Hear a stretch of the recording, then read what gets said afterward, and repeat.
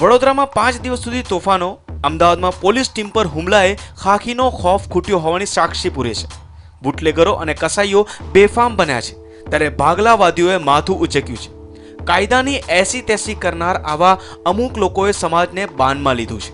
આવા સમયે લોકોમાં એ સવાલ ઉઠી રહ્યો છે કે નરેન્દ્ર મોદીને ગયે 5 મહિના પણ નથી થયા, ત્યારે પોલીસ અસુરક્ષિત હોવાના બનાવો કેમ વધી રહ્યા છે?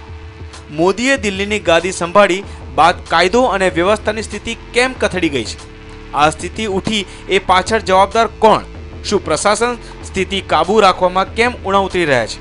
કે પછી આનંદીબેનની સરકાર તંત્ર પર પકડ તૂટી રહી હોવાની માની પોલીસ મળતિયાઓ સાથે મળી હોવાથી અસામાજિક તત્વોને મોકળું મેદાન મળી ગયું છે? ત્યારે આવા સમયે પ્રજામાં એક જ સવાલ ઉઠી રહ્યા છે કે જો પોલીસ જ સુરક્ષિત નથી તો લોકોની સુરક્ષાનું શું? વડોદરામાં 5 દિવસ હિંસા ચાલ્યા બાદ તપાસમાં અને સૂત્રો પાસેથી એવી માહિતી મળી છે કે તણાવ પાછળ ભાજપ જ જવાબદાર છે।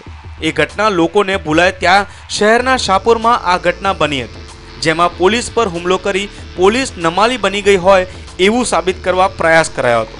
ઘટનાના બીજા દિવસે નવસારીના ડાભલા ગામે કસાઈઓ દ્વારા હુમલો કરાતા પોલીસ કર્મીઓ ઘવાયા હતા। જો છેલ્લા થોડા સમયમાં પોલીસ પર થયેલા હુમલાની વાત કરીએ તો અમદાવાદની વાત કરીએ તો ગોમતીપુરમાં બુટલેગરનો ડીસીપી પર હુમલો, મિર્ઝાપુર અને શાહપુરમાં કસાઈઓનો પોલીસ પર હુમલો, બહેરામપુરામાં બુટલેગરે પીએસઆઈને જાહેરમાં ફટકાર્યો, એલિસ બ્રિજમાં દારૂડિયાને છોડાવવા પીએસઆઈ પર હુમલો, ટ્રાફિક પોલીસ પર હુમલા થતા જીવનના જોખમે દંડ નહીં વસૂલવા આદેશ। જો ગુજરાતની વાત કરીએ તો નવસારીના ડાભલામાં કસાઈઓએ પીએસઆઈ સહિતના સ્ટાફને બંદી બનાવી હથિયાર લૂંટ્યા। વડોદરા 5 દિવસ સુધી ભાગલાવાદીઓનું હિંસાનું હુતાશન। ભુજ એફબી પર કોમેન્ટ મુદ્દે ટોળાનો બી ડિવિઝન પોલીસ સ્ટેશન પર પથ્થરમારો। રાજકોટ બુટલેગરોએ પોલીસની વાનને ટક્કર મારતા ફાયરિંગ।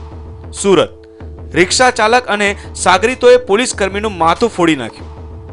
વલસાડ બુટલેગરે પોલીસના માથામાં બોટલ ફોડી।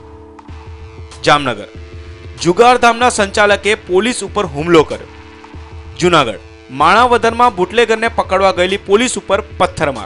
જો આટલી હદે કસાઈ અને બુટલેગરો બેફામ બની ગયા હોય અને ખાકીની આબરૂના લીરે લીરા ઉડાવી દેતા હોય અને જો પોલીસ જ સુરક્ષિત ન હોય તો પ્રજાજનની સુરક્ષાનું શું?